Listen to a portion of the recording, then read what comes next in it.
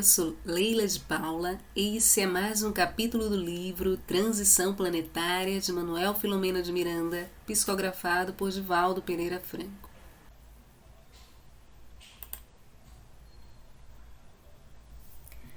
Capítulo 13. Conquistando o tempo mal baratado.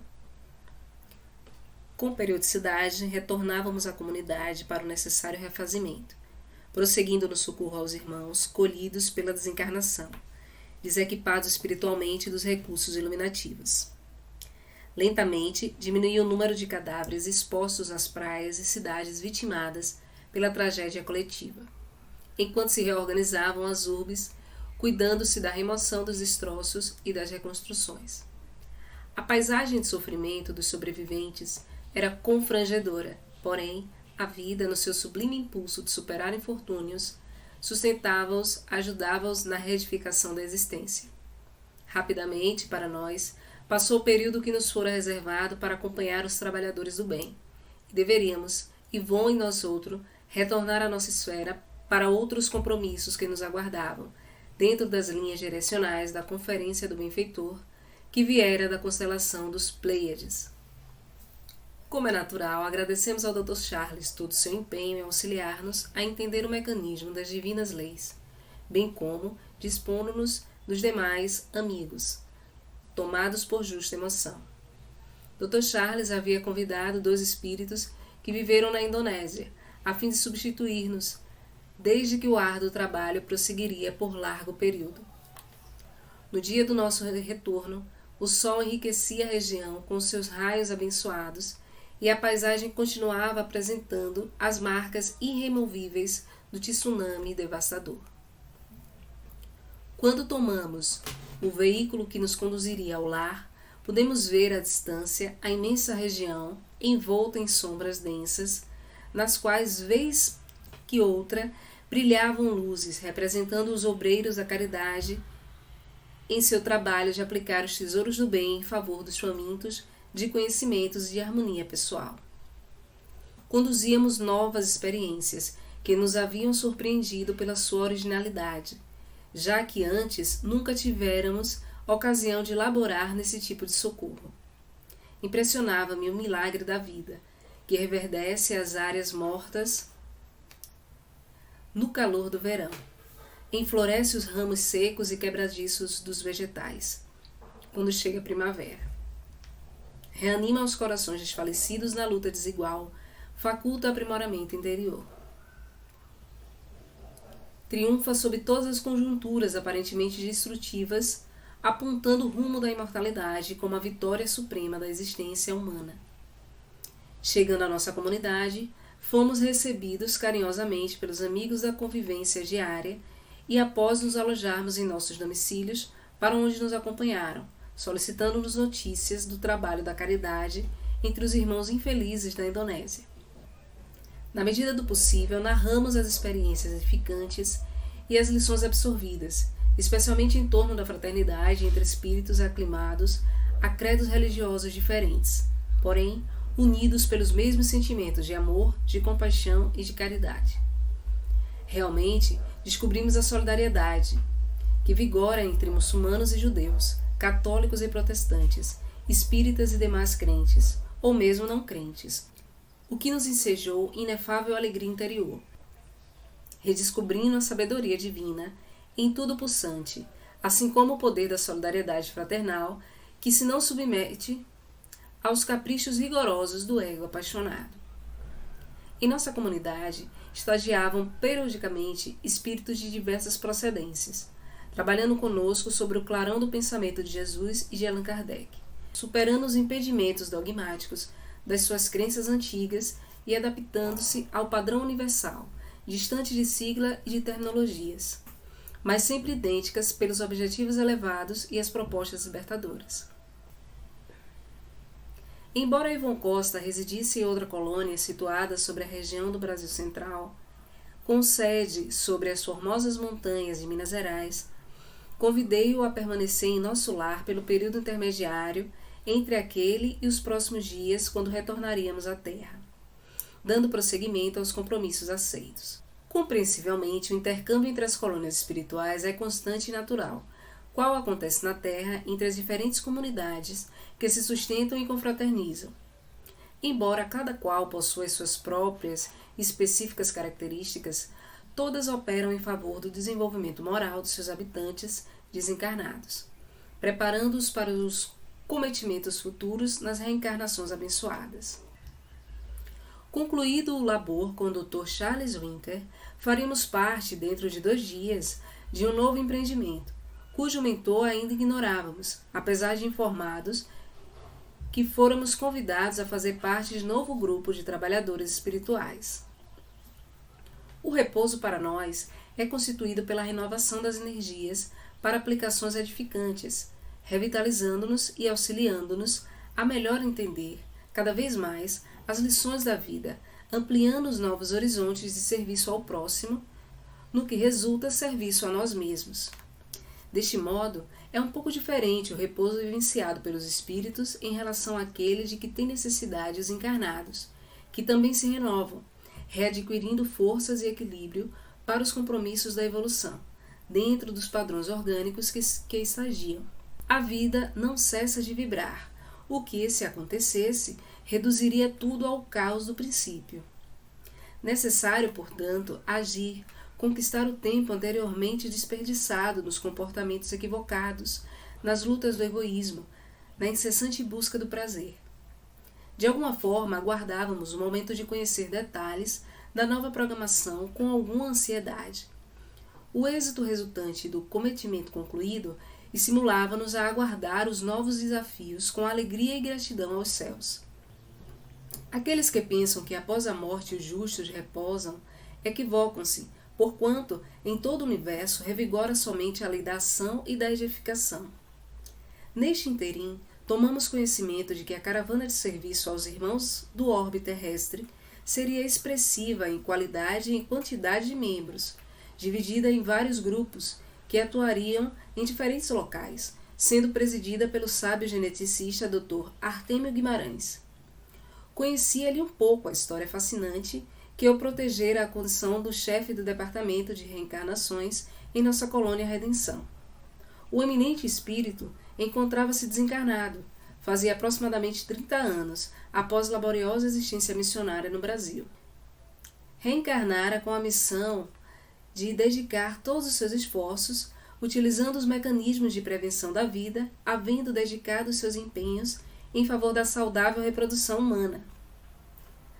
Havendo renascido em lar modesto, a fim de conhecer as dificuldades e vencê-las desde cedo, na cidade do Rio de Janeiro, muito jovem ainda, revelou as aptidões superiores, conduzidas no mundo espiritual. Criança vivaz e simpática, inteligente e generosa, tornou-se jovem responsável e estudioso, auxiliando a mãezinha viúva, lutadora de grande envergadura, que se comprometera a recebê-lo nos braços afetuosos, enquanto simultaneamente frequentava a escola noturna.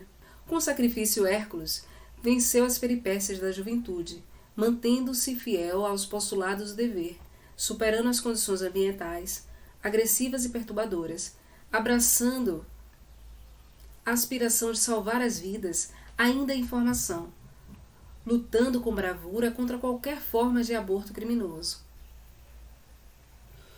Para melhor desincumbir-se do futuro ministério, transferiu-se para a cidade de São Paulo, após a desencarnação da mãezinha, vitimada pela tuberculose defluente da debilidade orgânica e da deficiente alimentação. Passando a trabalhar com mais empenho até conseguir adentrar-se na famosa universidade daquela cidade, que passou a frequentar com espírito combatido e tenacidade. Havendo-se identificado com nobres mestres de medicina, verdadeiros apóstolos que têm passado pelo augusto educandário de muitas gerações de cientistas e profissionais honoráveis, dedicou-se ao estudo da biologia, da embriogenia, integrando-se no grupo de afeiçoados à nascente engenharia genética.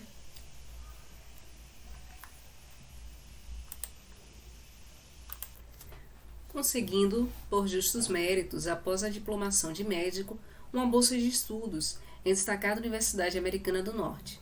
Vinculou-se ao fechado círculo de pesquisadores dos anovulatórios, dos métodos de contracepção, que iriam contribuir, conforme tem acontecido, para a drástica diminuição do hediondo crime do abortamento. Com plena integração nas pesquisas, tornou-se considerado cientista nessa área, com seus colegas logrando ampliar os conhecimentos em torno da fecundação humana.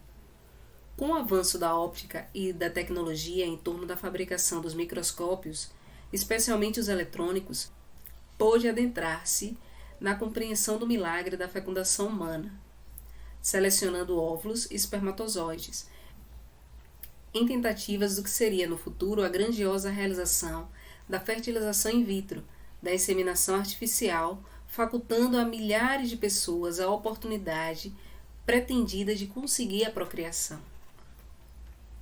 À medida que ocorria maior conscientização da sociedade em torno do uso dos anticonceptivos, lutando contra o fanatismo de alguns segmentos religiosos intolerantes, tomou conhecimento dos estudos profundos do DNA e da provável futura decodificação do genoma humano, que não teve oportunidade de ver concluído esse extraordinário projeto, cujo primeiro rascunho foi apresentado ao mundo por primeira vez em junho do ano 2000 e confirmado mais tarde em abril de 2003, por ocasião da comemoração dos 50 anos da descoberta da dupla hélice do DNA pelos cientistas Drs.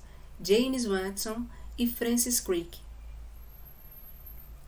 Desencarnou como um justo, de certo modo, de exaustão decorrente dos trabalhos severos e contínuos, vitimado por uma parada cardíaca que não lhe conseguiu encerrar a audaciosa carreira científica. Prosseguia na espiritualidade quando retornou. Deixou viúva uma dedicada companheira, também médica estudiosa e trabalhadora na área da infectologia, assim como 2 filhos adultos. Considerado um triunfador na missão abraçada, hoje é tido entre nós como respeitável apóstolo no campo da fecundação humana, especialista em reencarnações. Seria sob o comando desse eminente espírito que aproximadamente 500 obreiros retornariam ao amado planeta para a preparação da nova era, abrindo espaço para as reencarnações em massa dos migrantes de uma das estrelas da constelação das Pleiades, na tarefa sublime de ajudar a Terra a alcançar o patamar de mundo de regeneração. É certo que outras equipes já nos haviam precedido para esse mister.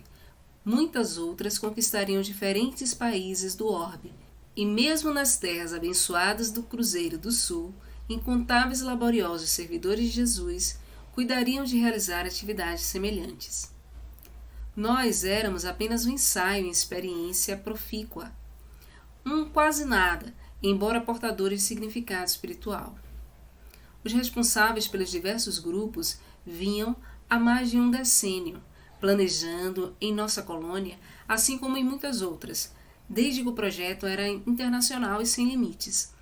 Programas cuidadosos, a fim de que os espíritos abençoados pudessem encontrar os recursos hábeis para seus ministérios nos dias próximos do futuro. Foi, portanto, com estímulo de felicidade superior, que na noite estabelecida para o primeiro contato, rumamos, Yvon e nós outros, na direção do templo ecumênico, já referido anteriormente, onde nos reuniríamos a fim de nos encontrarmos para conhecer as diretrizes seguras elaboradas para o novo programa especial. Às 19h30, dirigimos-nos a um recinto de menores proporções do que o anterior, fazendo-nos recordar um anfiteatro grego coberto por uma substância transparente, que nos permitia ver a noite esplendorosa com os seus crisântemos estelares lucilando ao longe. Suave melodia que se exteriorizava do órgão repletava o ambiente com harmonia musical. Os convidados especiais, aqueles que participariam do inusitado evento, joviais e encantadores, lotavam o auditório. À hora estabelecida, tivemos o imenso prazer de ver adentrar-se o governador da nossa colônia, acompanhado por outros administradores dos diferentes setores, que foram conduzidos, respectivamente, à mesa diretora e às cadeiras reservadas à frente. Criada por abnegados servidores de Jesus, sob a proteção de Francisco de Assis, Nossa colônia alberga uma considerável população de espíritos que viveram no Brasil e alguns outros originários da cultura francesa, que se fixaram no solo alviverde nas mais recentes existências. Todos quantos nos encontrávamos no auditório. Com algumas exceções, havíamos militado, quando na Terra, nas hostes de O Consolador, conforme a revelação espírita, sendo que outros, embora sem o conhecimento da doutrina apresentada por Allan Kardec em razão de seus atos, poderiam ser considerados conforme os denominara o codificador como espíritas pelo coração. O mestre de cerimônia era o espírito José Lopes Neto, que se encontrava por delicada e brilhante claridade opalina, que lhe traduzia a elevação intelecto-moral. De imediato, a solenidade teve início, sendo anunciada a uma jovem cantora que, acompanhada pelo órgão, apresentou a bela peça religiosa Panis Angélicos, de autoria de Santo Tomás de Aquino, para a obra Sancris Solenes, e que fora musicada por César Franck em 1872, criando uma urna psicosfera de altíssimas vibrações. Em seguida foi composta a mesa central, sendo convidado o Dr. Artêmio Guimarães, e para encantamento de todos, acompanhamos a entrada do Pobrezinho de Assis, para surpresa geral, acompanhado pela irmã Clara, no esplendor da juventude e da beleza, e mais alguns companheiros das primeiras horas da sua revolução de amor no passado. O santo irradiava bondade transcendente, como jamais nós tiveramos ocasião de vivenciar, com um semblante suave e doce, trajando as vestes gastas dos seus primeiros dias de ministério na terra, e o ar vibrava com doces energias harmoniosas e coloridas. Recepcionados à entrada por uma comissão previamente organizada, foram conduzidos à mesa os 2 apóstolos, esposos da irmã Pobreza. Estávamos extasiados, respirando em ritmo inusitado. Após a oração de abertura, proferida pelo nosso governador, Lopes Neto anunciou a palavra do nosso diretor, Dr. Armênio, entretecendo ligeiras considerações em torno das suas responsabilidades e apresentando alguns dos seus traços biográficos. O respeitável cientista acercou-se da tribuna, exteriorizando a nobreza de que se encontrava investido, e deu início à sua mensagem. Nobres mentores, que nos honrais com as vossas presenças. Queridas irmãs e queridos irmãos em Jesus Cristo, louvemos o Senhor e cantemo-lhe hossanas. A lei de progresso é incontestável e o amor de nosso Pai é incomensurável, proporcionando a tudo e a todos contínuo aprimoramento que os levará às culminâncias da plenitude. Conforme assinalado por Jesus, no sermão profético, registrado pelo evangelista Marcos no capítulo 13, e seus discípulos, vivemos a época dos sinais representativos das grandes mudanças que se operarão no planeta terrestre.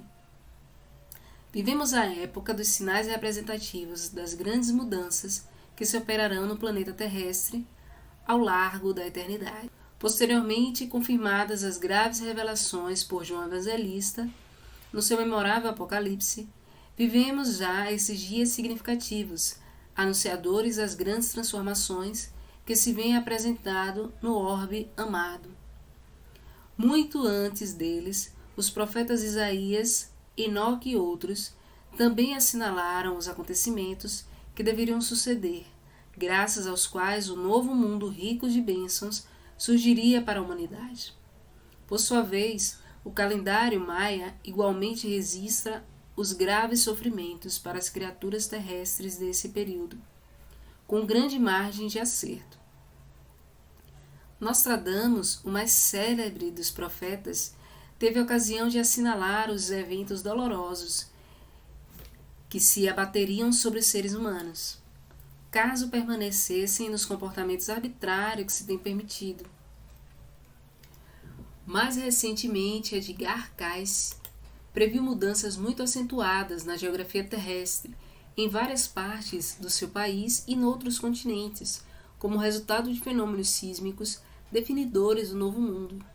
E multiplicam-se, ao largo da história, as revelações em torno das ocorrências afligentes que se vêm apresentando em toda parte, chamando a atenção das criaturas humanas que permanecem descuidadas, absorvidas pelos vapores do prazer e dos gozos desgastantes. Os Espíritos do Senhor também referiram-se a esse respeito a Allan Kardec, durante a codificação dos seus ensinos, elucidando que ocorrências trágicas assolariam o planeta, trabalhando-lhes as estruturas físicas, morais e espirituais. Periodicamente, profetas de ocasião e sensitivos dignos expressam seus sentimentos e preocupações em torno das grandes mudanças que já acontecem, mas que se tornarão mais expressivas caso a sociedade prossiga na correria desenfreada dos descalabros morais provocados pelo egotismo a que se aferra. Tais fatalidades se expressam como efeito dos comportamentos primitivos que ainda nos permitimos, distanciados dos ensinamentos libertadores apresentados por Jesus e de fácil vivência, desde que aplicados aos conceitos morais e espirituais vigentes na sociedade engessada na ignorância e no materialismo, mesmo aquela que se vincula teoricamente a determinadas crenças religiosas. De certo modo, a paisagem das revelações apresenta-se dantesca, temerária. Não obstante a valiosíssima contribuição em torno dos acontecimentos lutuosos, tem havido um grande ouvido a respeito daquilo que acontecerá depois das ocorrências destruidoras. Todas as profecias, no entanto, afirmam que surgirá um mundo melhor, uma nova Jerusalém, terras onde derramarão leite e mel, paraíso de luz e beleza. Por que não dizer o reino dos céus na terra mesma? E essa revelação é esquecida porque ainda predomina em o espírito humano o interesse de informar sobre o apavorante e ameaçador, com esquecimento, proposital ou não, em torno dos benefícios do amor e da misericórdia de Deus para com as suas criaturas. Quando o evangelista João ouviu as graves revelações, seu coração ficou pesado e ele perguntou: não há esperança? Havia muita aflição no discípulo amado, que logo escutou a resposta formosa: sempre há esperança, ó tu, para quem o céu e a terra foram criados. Uma segunda possibilidade faz parte dos divinos planos, desde que as criaturas correspondam à expectativa do amor, gerando novos recursos em torno do bem que produzirão efeitos edificantes. Assim prossegue o grande vidente do Apocalipse. Mas eu não vi o que aconteceu a eles, pois a minha visão mudou, e eu vi um novo céu e uma nova terra, pois o primeiro céu e a primeira terra haviam acabado. A emoção tomou o apóstolo, que então enxutava, quando ouviu uma grande voz dos seres angélicos, que dizia: não mais haverá morte, nem tristeza, nem choro, nem haverá mais dor. Houve uma pausa alentadora, diminuindo as preocupações dos ouvintes em relação aos acontecimentos afungentes em pautas. Pessoalmente, sempre me detivera na revelação do desespero, não nos efeitos decorrentes, quando chegasse o período de bênçãos, logo após as grandes calamidades no mundo renovado. A seguir, o digno mensageiro deu continuidade à sua conclusão. Ocorrerão essas bênçãos porque espíritos não comprometidos com o mal estarão na terra construindo o reino dos céus nos corações e trabalhando eficazmente em favor da solidariedade atendida pelo amor. Virão apressar o progresso moral, utilizando-se do intelectual e tecnológico para promover a fraternidade entre os povos, a fim de que os mais poderosos ajudem no desenvolvimento dos menos contemplados, substituindo a guerra pela solidariedade, a escravidão decorrente do comércio perverso pela liberdade de escolha e de trocas, combatendo as doenças pandêmicas e endêmicas, as degenerativas que já não se justificarão, porque os membros da formosa família não estarão assinalados pelos débitos de grande porte.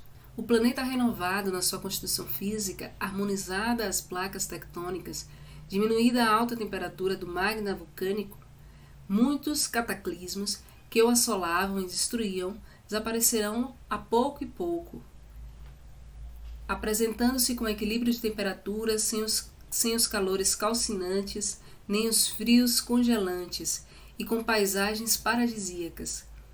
Adaptando-se às nossas condições climáticas, o organismo físico experimentará modificações especiais, em razão também dos seres que o habitarão, imprimindo nele outros valores fisiopsicológicos que irão contribuir para a sua evolução espiritual. Será nesses corpos que estarão reencarnadas multidões de visitantes benéficos, contribuindo para o progresso da humanidade. Concomitantemente, aqueles que puderem fruir desse momento, após a grande transição, graças ao pensamento e à iluminação interior, libertar-se-ão de órgãos desnecessários, mantendo formas gráceas e leves, compatíveis com a futura atmosfera física e moral da Terra feliz. Nesse comenos, os irmãos geradores de distúrbios e de conflitos, os guerreiros obstinados e os arruaceiros, aqueles que se comprazem nos campeonatos da perversidade, por sintonia vibratória, transferir-se-ão para outro planeta, cuja psicosfera seja compatível com as suas condições, recebendo-os em exílio temporário, quando aplicarão os conhecimentos tecnológicos para auxiliar os seus habitantes, sofrendo a dor da saudade, da separação dos afetos e preparando-se moralmente para o retorno, para a ascensão. Nunca se perdem os valores ante os divinos códigos, e o Pai Amatíssimo vela pelo universo, havendo delegado a Jesus a criação e a governança da terra, que vem conduzindo com inefável amor e ímpar compaixão, a fim de que os seus habitantes nos despojemos das imperfeições que nos retêm na retaguarda, e como filhos pródigos retornemos ao seu rebanho. Novamente silenciou emocionado. Luzes diáfanas adornavam-nos à medida que falava, oferecendo-nos uma voz doce e inesquecível. Continuando, afirmou: muitos de nós equipamos-nos dos conhecimentos próprios nas áreas da genética, da embriologia e da embriogenia, a fim de preparar-nos os corpos que acolherão por algum tempo, no claustro da maternidade, esses mensageiros do amor e da misericórdia na sua peregrinação terrestre. A nossa excursão ao planeta amado objetiva preparar a sociedade para o esforço sublime da grande transição.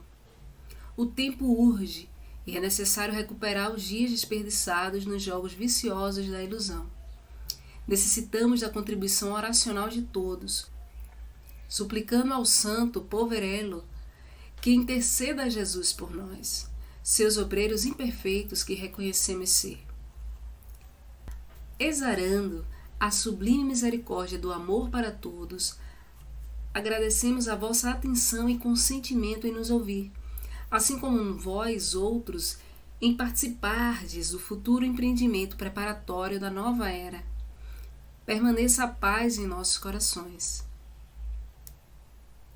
Um profundo silêncio, feito de emoção e reconhecimento, dominou todo o auditório enlevado. Neste momento, o santo de Assis levantou-se, dirigiu-se à tribuna e, nimbado de claridades siderais, exorou emocionado: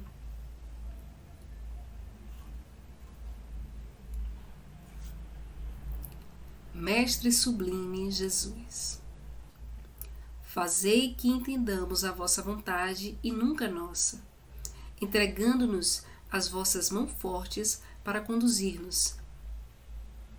Permite que possamos desincumbir-nos dos deveres que nos cabem, mas não conforme os nossos desejos. Lançai vosso olhar sobre nós, a fim de que tenhamos a claridade da vossa ternura e não as sombras da nossa ignorância. Abençoai nossos propósitos de servir-vos, quando somente nos temos preocupado em utilizar do vosso santo nome para servir-nos. Envolvei-nos na santificação dos vossos projetos, de forma que sejamos vós em nós, porquanto ainda não temos condições de estar em vós. Dominai os vossos anseios de poder e de prazer, auxiliando-nos na conquista real da renúncia e da abnegação. Ajuda-nos na compreensão dos nossos labores, amparando-nos em nossas dificuldades e socorrendo-nos quando mergulhados na argamassa celular. Facultai-nos a dádiva da vossa paz, de modo que a distribuamos por onde quer que nos encontremos e todos a identifiquem, compreendendo que somos vossos servidores dedicados. E porque a morte restitui-nos a vida gloriosa para continuarmos a trajetória da iluminação. Fazei-nos com a sabedoria para o êxito da viagem de ascensão. Mesmo que tenhamos de mergulhar muitas vezes nas sombras da matéria, conduzindo-nos, porém, a bússola do vosso afável coração, apontando-nos o rumo. Senhor, intercedeis junto ao Pai todo amor por vossos irmãos da retaguarda, que somos quase todos nós, os transfugas do dever. As últimas palavras foram enunciadas com a voz embargada pela emoção. A um sinal de Lopes Neto, o organista começou a dedilhar o teclado com harmonia. Flocos de luz desciam suavemente ao ritmo da melodia que escutávamos e automaticamente pusemos-nos a abraçar-nos, seguindo o exemplo dos nobres membros da mesa diretora. A reunião fora encerrada com especial onda de ternura e de beleza.